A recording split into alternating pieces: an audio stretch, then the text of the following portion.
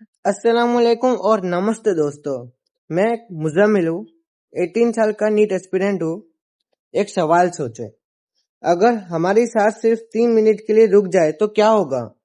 हम रोज लगभग 20,000 बार सांस लेते हैं, लेकिन क्या कभी सोचा है कि ऑक्सीजन के बिना हमारे लंग्स की क्या हालत हो सकती है, ब्लड में की क्या हालत हो सकती है, सेल्स की क्या हालत हो सकती है, सेल पे क्या नुकसान पहुंचेगा?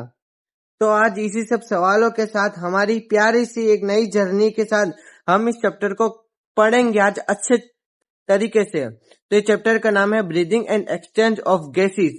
ये बहुत ही अमेजिंग मस्त सा एक चैप्टर है। मैं आपको रिवीजन फॉर्मेट में पूरा जो मैंने सीखा है मैं आपको पूरा ये समझाने वाला हूँ।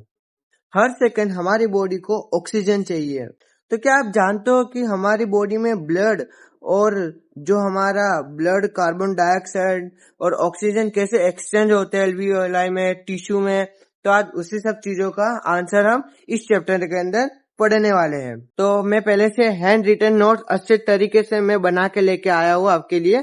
तो ये हैंड रिटन नोट्स से ही मैं आपको पढ़ाने वाला हूँ।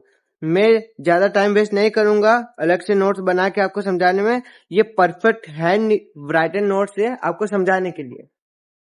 तो पहले हम शुरुआत करेंगे चैप्टर के नाम से ही, ब्रीदिंग एंड रेस्पिरेशन। ब्रीदिंग का मतलब क्या होता है? नॉर्मली सांस लेना, सांस छोड़ना। मतलब हम जब भी सांस ले रहे उसको ब्रीदिंग बोलेंगे और सांस छोड़ रहे उसको भी ब्रीदिंग बोलेंगे। पर रेस्पिरेशन वो थोड़ी सी अलग चीज हो जाती है। तो देखो, इंक्लूड ब्रीदिंग क्या इंक्लूड करता है? Rest, inspiration and expiration. Inspiration का मतलब क्या होता है? इनहेल करना, मतलब सांस लेना। और एक्सहेलेशन का मतलब एग्जिट, सांस को छोड़ना। क्या तुमने कभी सोचा है? तुम एक बार जोर से सांस लेके देखो। अगर तुमने एक बार जोर से सांस ली तो तुम्हें पता चलेगा कि सांस छोड़ने में उतनी मेहनत नहीं लगती जितनी सांस लेने में मेहनत लगती है। तो सांस लेना में कुछ ना कुछ मेहनत लगती है। मतलब सांस लेने को हम एक्टिव प्रोसेस कह सकते हैं। अगर हमने सांस ली तो हमें सांस लेने की जरूरत पड़ेगी। पर अगर सांस लेने के बाद हम यूं नहीं सोचेंगे कि हमको सांस छोड़नी, वो अपने आप ही निकल जाएगी। तो जो एक्सहेलेशन है वो पैसिव प्रोसेस है, जिसके अंदर कार्बन डाइऑक्साइड अपने आप ही निकल जाएगा। उसके लिए हमने को कुछ भी थोड़ी सी भी एनर्जी यूज करने की बिल्कुल भी जरूरत नहीं है। तो हम अब बढ़ेंगे रेस्पिरेशन के। रेस्पिरेशन का मतलब क्या होगा? अगर हम आलू के पराठे खाते हैं तो आलू के पराठे के अंदर क्या होगा? अच्छा स्टार्च होगा। उस स्टार्च को डाइजेस्ट करने के लिए हम ग्लूकोज बनाएंगे उस स्टार्च का। तो जब ग्लूकोज बनेगा तो ग्लूकोज क्या होगा?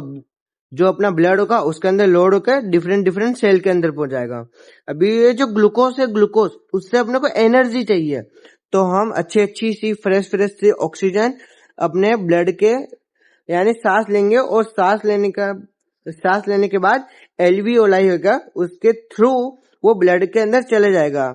तो जैसे ब्लड के अंदर गया वैसे ही ग्लूकोज के साथ रिएक्ट करेगा और रिएक्ट करने के बाद ये बना देगा कार्बन डाइऑक्साइड, H2O और ATP। ATP मतलब ताकत, एनर्जी मिल जाएगी और कुछ वाटर निकलेगा और कार्बन डाइऑक्साइड निकलेगा। ठीक है, तो ये अपना हो गया इंट्रोडक्शन वाला पार्ट, जो यानी ब्रीदिंग और रेस्पिरेशन के बीच हमने डिफरेंशिएट करना यानी सीख लिया उतना। तो आपको नॉर्मली एक बार रिवाइज करवा देता हूँ। ब्रीदिंग का मतलब इंस्पिरेशन और एक्सपिरेशन, मतलब सांस लेना और सांस छोड़ना। और सांस लेने में ज्यादा यानी एनर्जी यूज करनी पड़ती है मुकाबले सांस छोड़ने के। और रेस्पिरेशन का मतलब utilization of oxygen which enter our body and inhalation. मतलब वही के इनहेलेशन मतलब सांस लेने के, जो सांस लेता है उसके साथ ऑक्सीजन अपनी बॉडी के अंदर जाएगा और जाने के बाद अपना काम करेगा, ग्लूकोज को तोड़ेगा। ग्लूकोज को तोड़ते ही अच्छे तरीके से वो कार्बन डाइऑक्साइड, एनर्जी और वाटर बनाएगा। तो ये अपनी पहली स्लाइड खत्म होती है और हम अभी आगे के टॉपिक में बनेंगे। तो आगे का टॉपिक बहुत इंटरेस्टिंग है मेरे दोस्तों। आगे के टॉपिक में हम पढ़ेंगे कि हमें सांस लेने की जरूरत क्यों पड़ती है। अगर हम ऑक्सीजन कंटिन्यूअसली ले और कंटिन्यूअसली कार्बन डाइऑक्साइड छोड़ रहे हैं, पर क्यों छोड़ रहे हैं? Oxygen has to be continuously provide to our cell और carbon dioxide produce by our cell have to be release out. पर क्यों, किस लिए? तो हम यही स्लाइड में ये वाली चीजें सीख रहे हैं। अगर देखो ऑक्सीजन अपने बॉडी के अंदर गया तो अपनी बॉडी के अंदर क्या होता है, अमीनो एसिड होते हैं, फैटी एसिड होते हैं, ग्लूकोज होते हैं। इन सबको ऑक्सीडाइज करके 3 चीजें बनती है, कार्बन डाइऑक्साइड, एटीपी और H2O। अभी एटीपी भी हम यूज करते हैं ताकत के लिए, अपने को ताकत चाहिए। और जो वाटर है, वाटर वो अपनी बॉडी के लिए भी हेल्पफुल है, पर कार्बन डाइऑक्साइड बहुत ही हार्मफुल होता है अपनी बॉडी के लिए, हार्मफुल मॉलिक्यूल है। इसको अपने को रिमूव करना है, तो इसको हम रिमूव कैसे करेंगे, एक्सेलेशन के थ्रू, मतलब सांस छोड़ के हम इसको कार्बन डाइऑक्साइड को बाहर निकाल सकते हैं। तो आई होप मैं आपको एक बार और रिवीजन करवा देता हूँ। ऑक्सीजन हम लेते हैं ताकि हम amino acid, fatty acid, glucose को ऑक्सीडाइज करके कार्बन डाइऑक्साइड, एटीपी और H2O। अभी H2O भी यूज हो जाएगा अपनी बॉडी में और एटीपी भी यूज हो जाएगा, पर कार्बन डाइऑक्साइड यूज नहीं होगा। तो ये हार्मफुल मॉलिक्यूल है, इसको अपनी बॉडी से रिमूव करना जरूरी है। तो हम पढ़ने वाले हैं रेस्पिरेटरी ऑर्गन्स, मतलब हम जब जो रेस्पिरेशन का पूरा प्रोसेस होता है उसमें कौन कौन से ऑर्गन होते हैं। मेनली हर एक प्राणी के अंदर, यानी हर एक एनिमल किंगडम के अंदर थोड़ा थोड़ा डिफरेंट होता है। तो मैकेनिज्म ऑफ ब्रीदिंग किस बेसिस पे होता है, मतलब ये नॉर्मली 2 लेवल पे बटे जाता है, मतलब लेवल ऑफ ऑर्गेनाइजेशन पे बढ़ जाता है और हैबिटेट पे बढ़ जाता है।